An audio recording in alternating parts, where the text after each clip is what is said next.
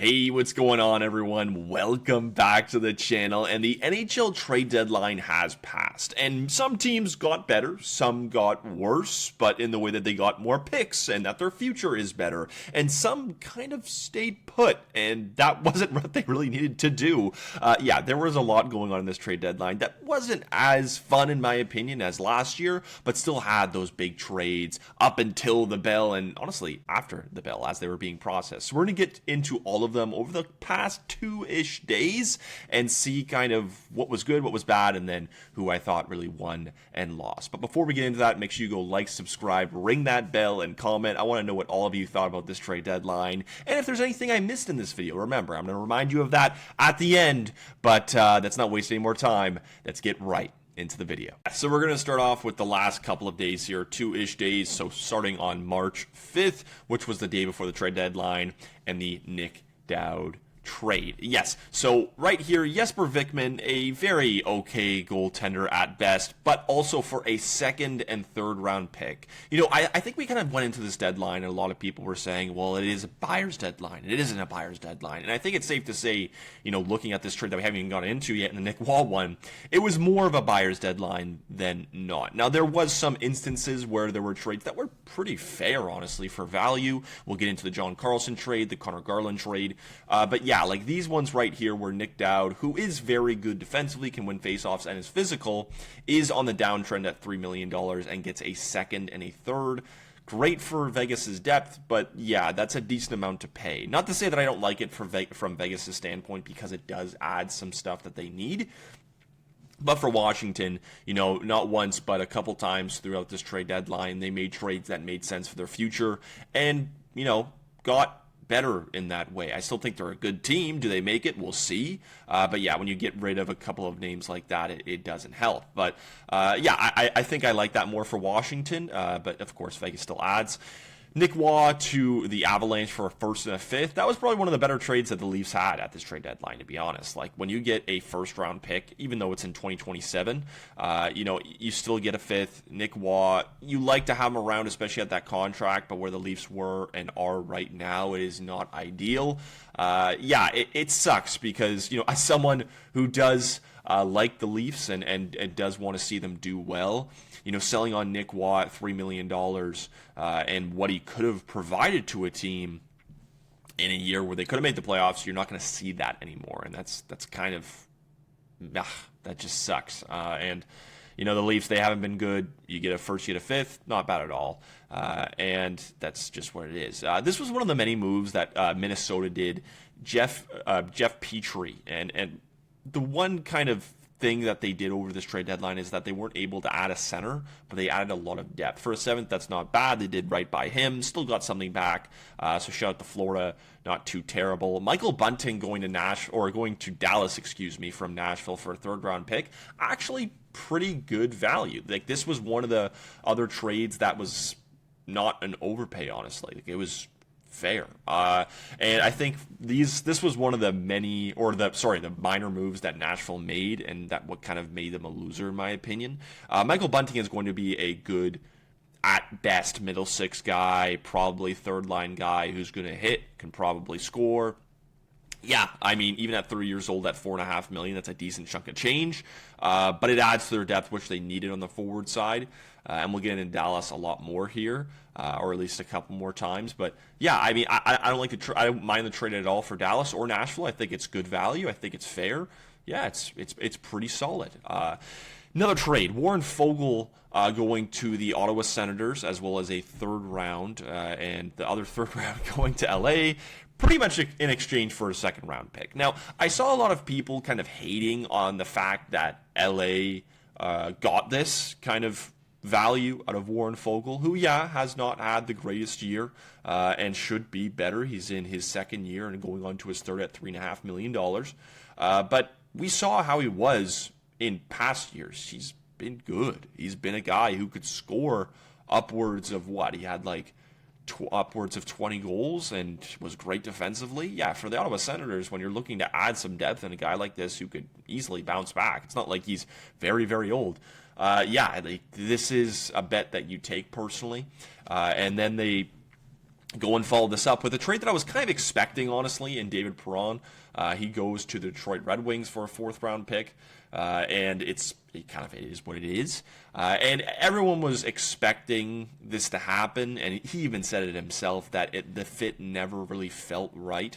And, whether you agree with that or not, it happened. I like this move for the Ottawa Senators. They get younger for sure, and, of course, they get another deal with term. So, I mean, you don't really mind that at all. I like it, but I can see why people might not be so on board.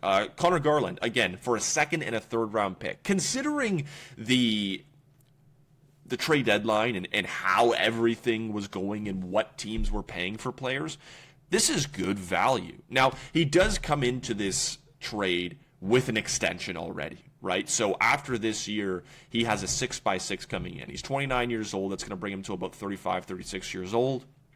So, yeah, that may not be the greatest on that side, depending on where your team is heading. For Columbus, heading in should be a positive direction as they're a young franchise.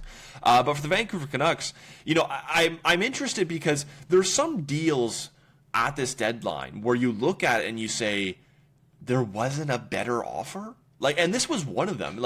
It's not to say it's bad value. A 2nd and a 3rd is good, but is it what we were expecting from what other teams were paying in different situations? No. I think that there's probably the chance to get more, but yeah, it's fine because Vancouver they get picks, they need those picks. That's great, but in the same way, for a guy like Connor Garland, who, to me, he's an energizer. He can score. He has some speed. He has some playoff experience as well, which is always, a positive. I was a little bit surprised, especially when you're Columbus. You're going into this trade deadline at 4.95 just for this season. It's not too shabby. It's only going to go up by a little bit there to 6, but yeah, I don't know. I think, like a lot of people, I was surprised. And yeah, I think we were all expecting him to go to one spot. Didn't happen. Went to a different one. Buffalo. So 2 trades in a row here.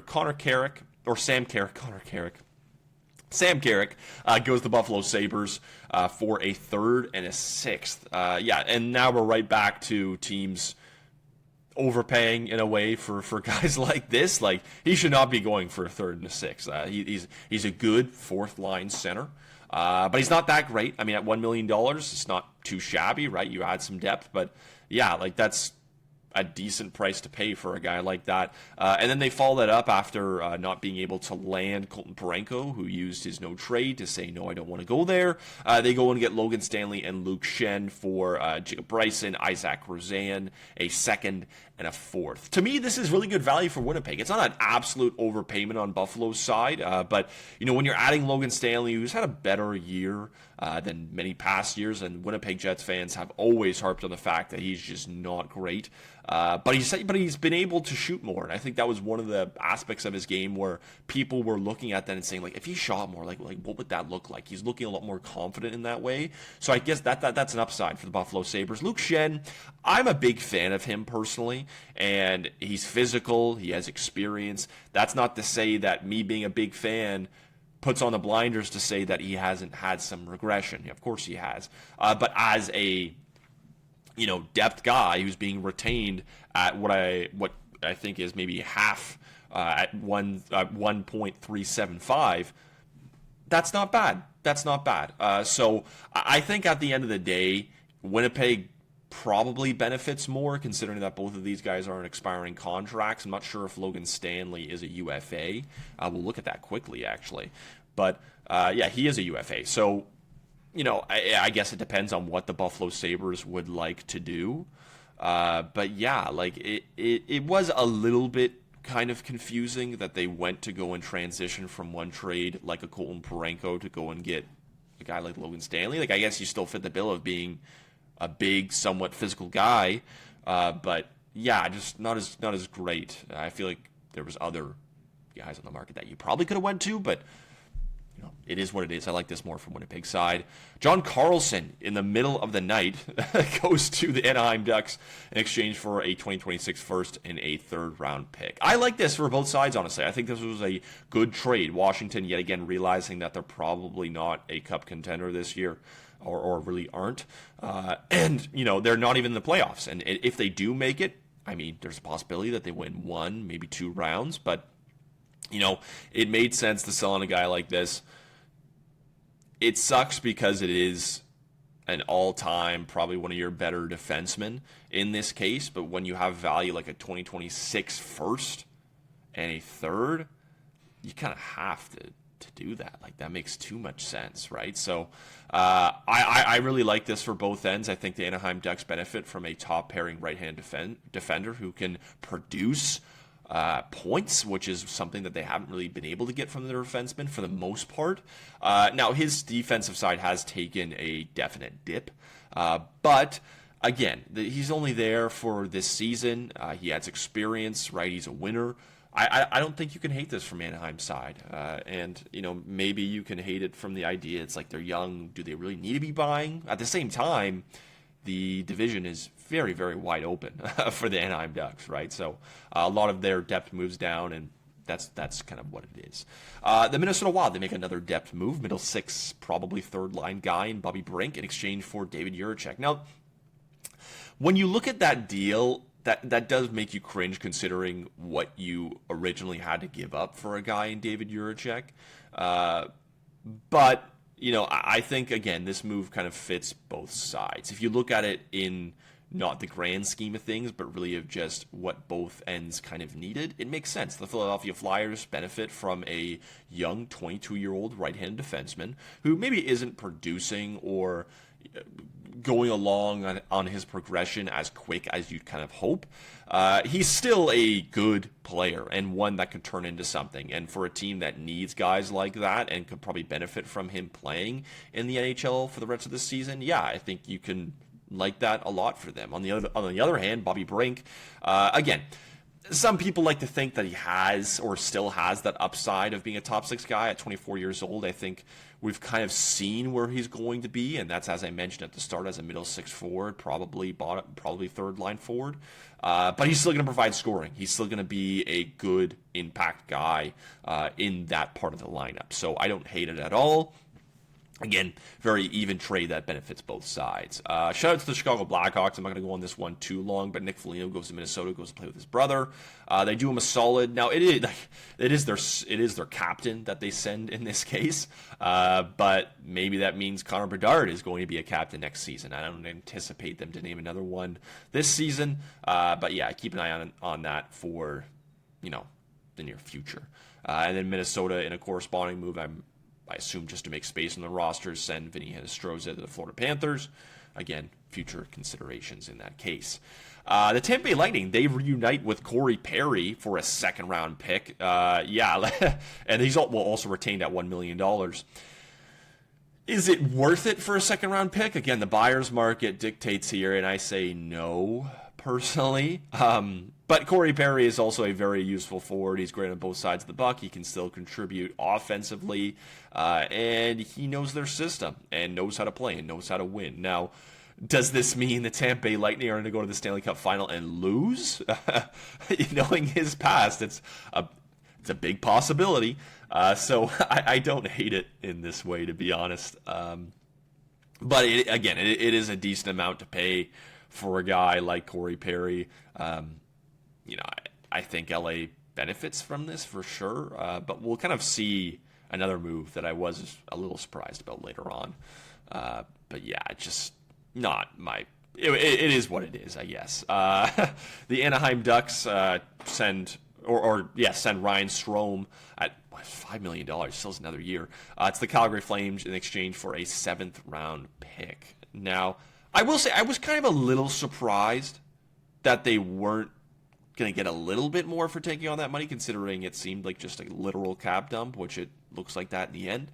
But yeah, I mean, like, I wouldn't say it was out of nowhere, but Ryan Strome is still not a bad player. Like, we'll see, like, at $5 million, could they have held him on? Probably not. But at 32 years old, it's not, I guess, where they want to be right now. You bring in one experienced guy, you take out another, along with their cap. So, yeah, there's not really much to say about that trade. The Carolina Hurricanes didn't really do much.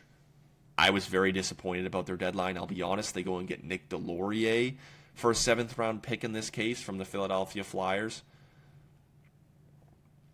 I mean, why? At 175 too. I don't know. I guess you kind of needed that grit in your bottom 6, and maybe for playoff time. We've seen how far that they've gotten with their roster, and then all of a sudden they face a team like the Florida Panthers, and they just get absolutely ragdolled. And maybe they're looking at the Tampa Bay Lightning and saying, yeah, we need to add some grit. That's a possibility, and I'm not going to zero out on the fact that it couldn't be that, or maybe is that. But at the end of the day, I think that they should have done more. Very disappointing for them. Lucas Reichel goes to Vancouver, or goes to the Boston Bruins in exchange for a 6th-round pick. Yeah, depth. Another big one, Justin Falk. He goes to the Detroit Red Wings, $6.5 million. He still has another year after this season at 33 years old. In exchange for Justin Holl, makes cap work, a 1st-round pick in 2026, a 3rd in 2026 San Jose's, and Dmitry Buchlikov. Yeah, I mean, I will say I did lean St. Louis in this way, and I prefaced that by saying Detroit added to their team in which was a need, a right-handed, probably going to be a top 4 defenseman, and if not, then he's on your bottom pair, and that's even better for depth.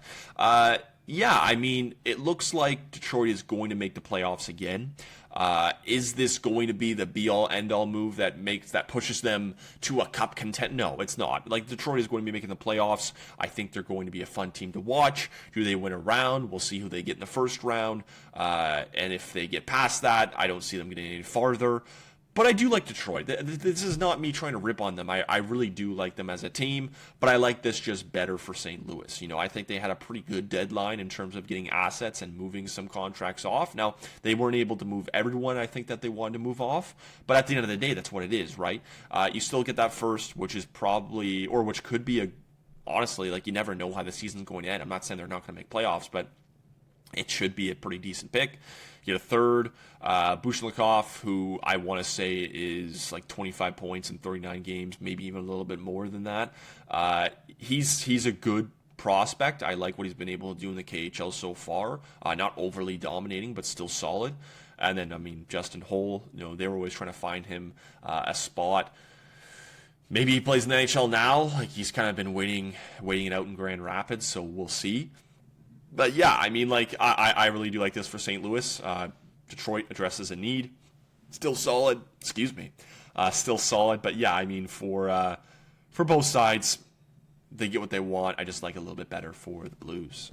Timothy Liljegren goes to the Capitals. That's kind of your John Carlson replacement. That's really what it is. Now, he's not John Carlson, but I will say I was surprised that San Jose sold in this way. Maybe they felt they weren't going to get anything better for a guy who's going to be expiring. It is what it is, I guess. But yeah, the defensive core isn't that great, so I don't know. Not to say that Liljegren is going to be moving a needle anytime soon, but him and Sandin, from their time in Toronto, they link up again, so that's kind of cool. And then there is this trade, which I am still so surprised about. Braden Shen goes to the New York Islanders in exchange for Jonathan Drouin, goaltender Marcus Gidloff, a 1st-round pick, and a 3rd-round pick. Both of those in 2026. Yeah, Braden Shen, I'm very confused about this right now. I'll be honest. In year 6 out of 8, so he's going to have another year at $6.5 million at 34 years old. Is kind of wild that the Islanders, who are not a cup contender and maybe get a round out of this, we'll see, go and trade for a older veteran. And then in a corresponding move, they go and give an extension to Jean-Gabriel Pageau for 3 years at $4.85, which is actually a good deal and well-deserved, to be honest. But if you're going to do one of those, do one or the other. Don't just make this deal. I don't get it. Like, of course, you don't give up a big-time prospect. Like, Gidloff is still a good goaltender, and I'm not going to take away from the fact of that. I actually do like him as a prospect. But it's still, even with that, like, even not giving up, like, a guy like Danny Nelson or something, it's still not great. Like, why give up those assets?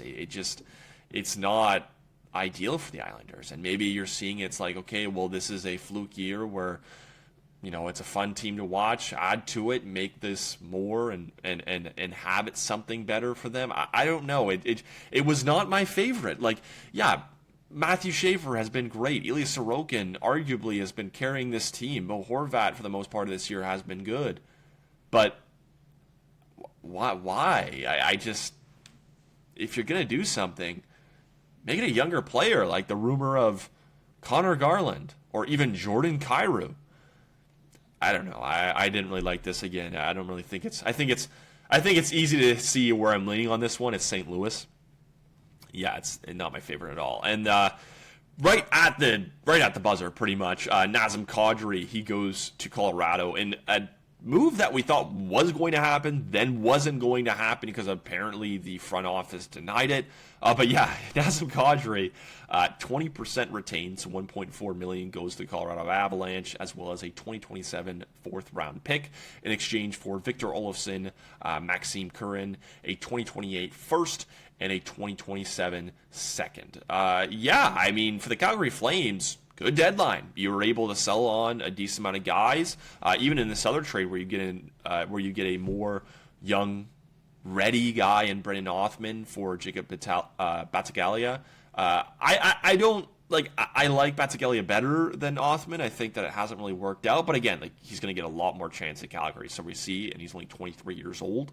But yeah, like, the Flames, they were able to do pretty well, and this is not to say that I hate this for the Avs. I actually like it for the Avs. I think right now they have easily the best center depth when you talk about Nathan MacKinnon, Brock Nelson, Nazem Kadri, and Nick Waugh. Like, that is a good center core. And for them, it puts them right into the top cup contender spot for me. Like, they were already up there because they were already absolutely killing it this season. But yeah, like, when you look at this whole thing, the Flames, I think, did a pretty good job. Colorado bought, and, you know, shout out to them, and that's good. But for the Flames, you know, this was a pretty good trade deadline, I think. I think, you know, you really did lean into the fact that you're probably going to be having a pretty high pick this season, hopefully top 3 in their case. And you sold on names that you needed to sell on, and maybe it was hard, maybe it wasn't, but you got some good value back. Yeah, and then there was, this is probably one of the last trades they'll talk about outside. Yeah, so the last ones are really going to be Leaf talk here. Scott Laughton goes to the LA Kings in exchange for a conditional third-round pick. It will be a second if the Kings make the playoffs. I didn't get this one. I'll be honest. I really didn't get this one. I thought this wasn't a great move at all. And this is just talk about asset management. Now, Brad Treliving talked about the market dictates. You cannot be saying that when a guy like Michael McCarron got a second-round pick. Like, you just can't. You can't be saying that when a guy like Sam Carrick got a third and a sixth. Like, you can't. And look, Scott Laughton is 31 years old. Last year, you pay a first and a pretty well-liked prospect from the Toronto Maple Leafs to go and get him. You get maybe like 70-ish games and a third, possibly. Like, it's not even a guarantee that LA makes it because they've been so terrible and they've had injuries and they just traded some of their depth. Like, I don't know if they make it, and that's just how terrible the Pacific is and how open the wild card is right now, where Seattle, Nashville, and San Jose are all possibilities for that second wild card spot.